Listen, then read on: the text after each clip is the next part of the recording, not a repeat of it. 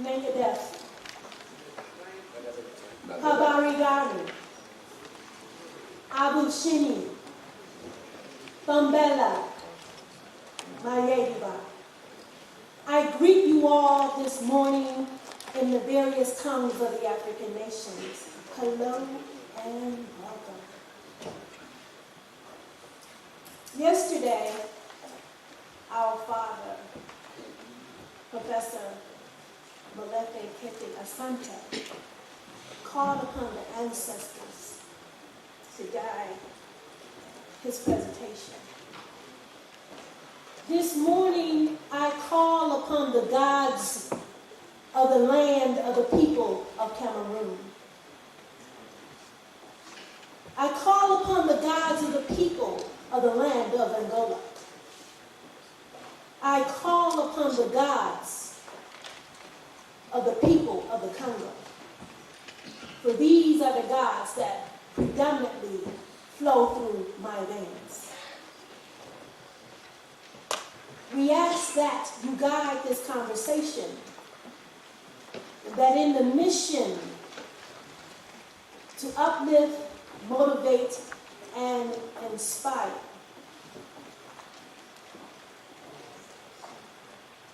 I want to thank Professor Charles Bino-Bokoy and Cerdotola for asking me, Anita and Diop, the Executive Director of the African Roots and Heritage Foundation based in Detroit, Michigan in the USA, to be a partner of the new African thought.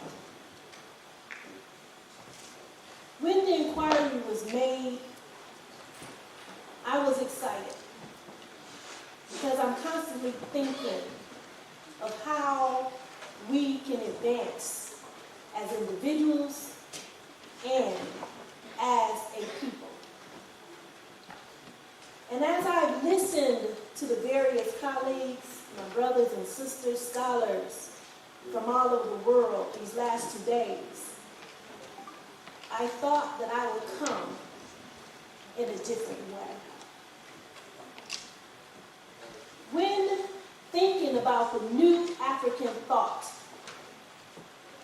my question is, what is the roadmap that we shall build and leave as a legacy that when this conference is over, each and every one of us will have a task to complete? That task being embodying the new African thought.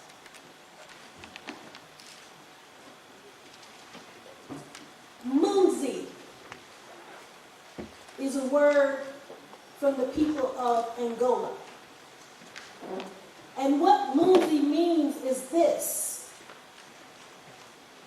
everything you need is inside of you. Everything you need is inside of you. So what does that mean? That means for Africa, for each individual country, that if we were to utilize culture as a currency, what does that look like? We have the movie, The Black Panther. What can we take away from the movie of Black Panther? One, it was a closed society. And you may ask, well, why is that important?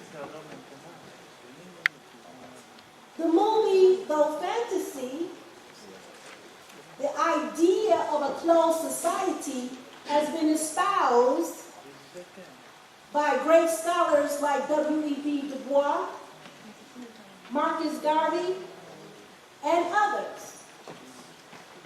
In the movie Black Panther, it was futuristic, a closed society that relied on no outside aid. They utilized everything from within them to propel them to a place that the outside world wanted everything they had, that idea of that titanium. So if each African country or the African continent would pattern itself after Wakanda and be in a closed society, bringing Munzi to the forefront, developing everything that is inside of you. In the United States, such societies were proposed. And the African Americans, no way. That is nothing that they want to be a part of because of the transatlantic slave trade and because the marginalization that they receive as feeling like second-class citizens. So the last thing in their mind is that they do not want to be cornered off, possibly left to die, or forced to die, without the aid of those on the outside. But yet, in the United States, there are several secret and closed societies that thrive very well. There's the Mennonite Society. There's the Amish Society. If you know anything about these societies, they have their own sovereignty within the United States. They make their own products and goods that everyone prefers to purchase. And this is how they make their livelihood. And these societies are mega billionaire societies because they chose not to be part of mainstream America. So what am I saying? I am saying utilizing Munzi, what's within you, your spiritual intellect, your cultural traditions and powers. We have been put under a spell. Many of us have talked about it, danced around the topic. Even Malcolm X said that we have been hoodwinked and bamboozled. And I'm thinking, if we are to go forward with a new African thought, we've talked about shifting the paradigm. We talked about changing our mind. We talked about deconstructing colonialism. But have we really got to the crux of the matter? Have we really gotten to the center of why we are in an oppressed state? Have we gotten to the center of why we can't speak our native languages? Have we gotten to the center of why our scientists are not propelled in this world? It goes back to 1449 when the Dom de Verses was written. It was a papal bull created by Pope Nicholas V. And this piece of paper, and I want you to follow me and understand what I'm saying. This papal bull was the foundation of witchcraft. It was the foundation of us being hoodwinked and bamboozled. Because if you ever go and read the Dom de Verses, it says that permission was granted to the Portuguese merchants to go into Africa and to enslave them perpetually. And that was in 1449. And still, in 2022, we're scratching our heads. We're wondering, how can we make a change? We have to break the spell that's cast over our people, that's cast over our lives. We have to bring back the traditions. We have to come back to ourselves. We have to call upon the gods that speak our language and that has given us our portion of land. We can call on foreign gods, but we have the history and we have the evidence that they're not listening.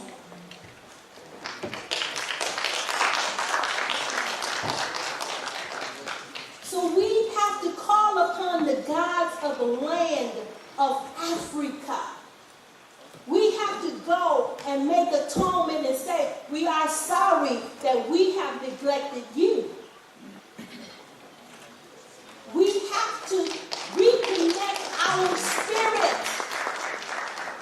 to our Creator. There's many creators out there, but we have to reconnect with our spirit. The one that gives us the melanin in our skin, to give us the various languages that we speak, that gives us our mores and how we should govern our communities and our kingdoms. You see, culture is the new currency and the key to new African thought. New African thought is embroiled in Sankofa, which is an Akan word of the people of Ghana that means to go back and pick up the gems of the past. It was mentioned that the Asian countries suffered colonialism just as African countries. When we look at how the Asian countries turned themselves around, one of the things that they did was they re-erected Buddha. They re-erected Taoism. They re-erected Confucianism. And they banned Christianity. They banned all outside foreign religions. Now, historically, we see what they have done and how it has made them successful.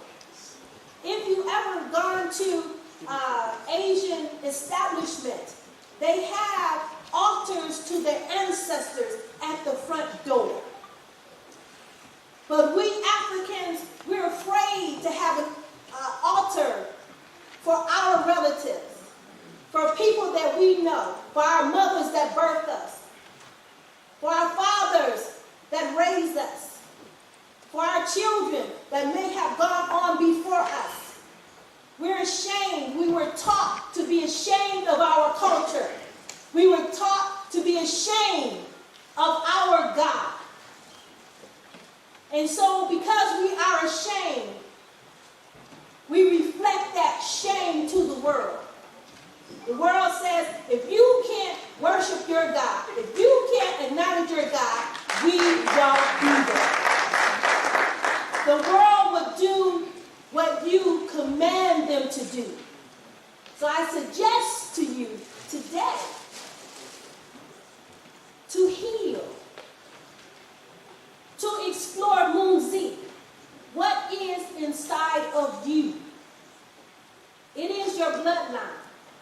It is the gods of your land. Culture. The Nigerian movie industry has become ranked the third largest film industry in the world. First, there's Hollywood. Second, there's Bollywood. Third, there is Nollywood. There was a movie that was entered for the Oscars in Nollywood. I believe it was called Lion's Heart. And it failed to make the cut. And the Nigerians were angry. They're like, oh, this is a good film. Oh, this is racism, blah, blah, blah, blah, blah.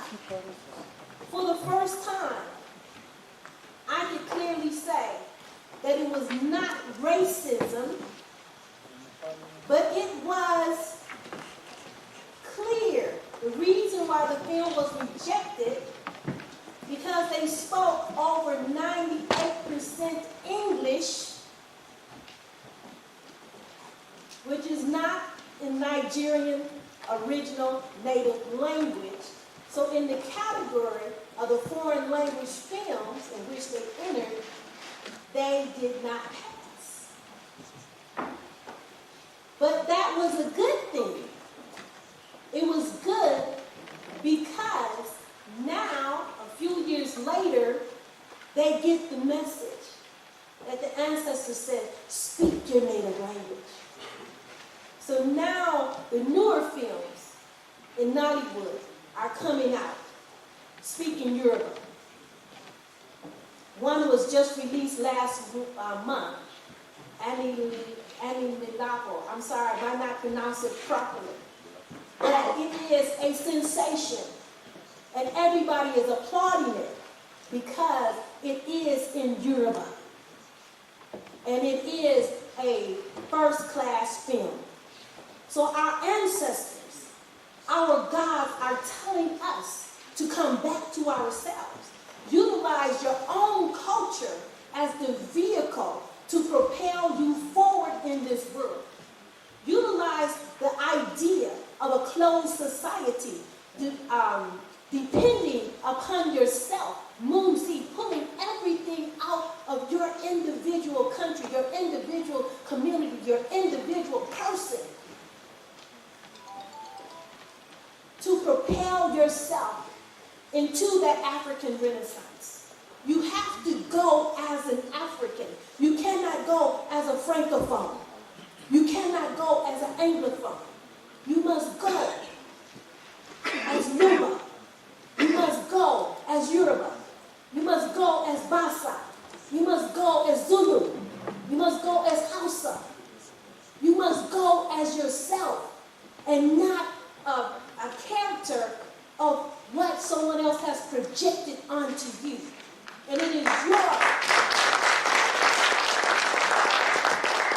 originality that is going to push, sustain, and create a legacy for the new African thought.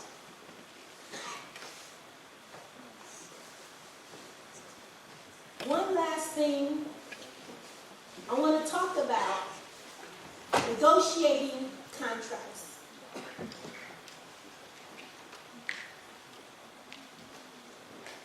Being raised in the United States, I get to see things from a different perspective as those that's born on the continent, and vice versa.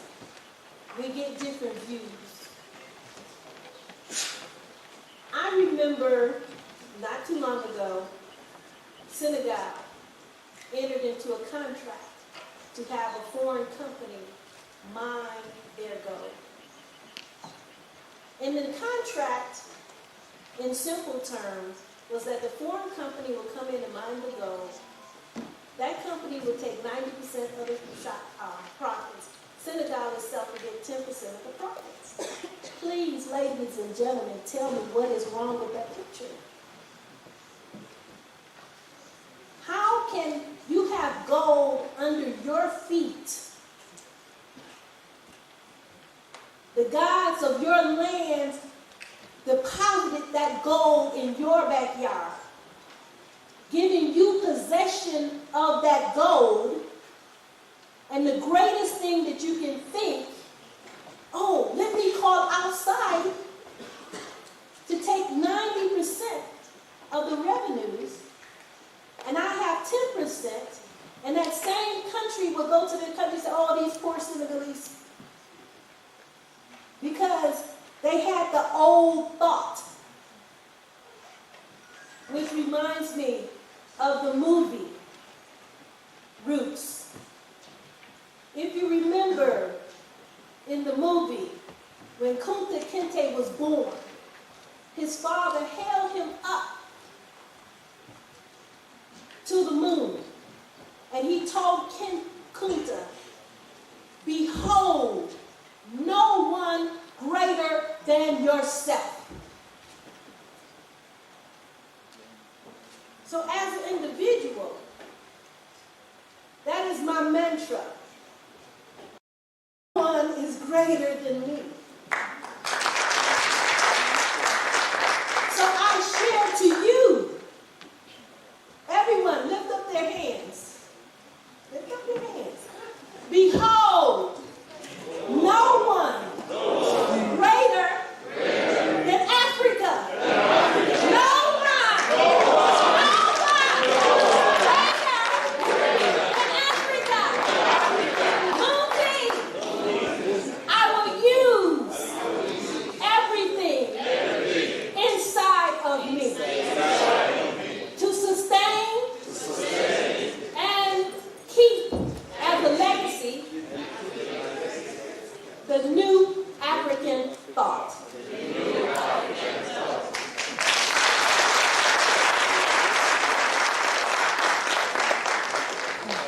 Kwaheri Yakukaona. Goodbye until we meet again.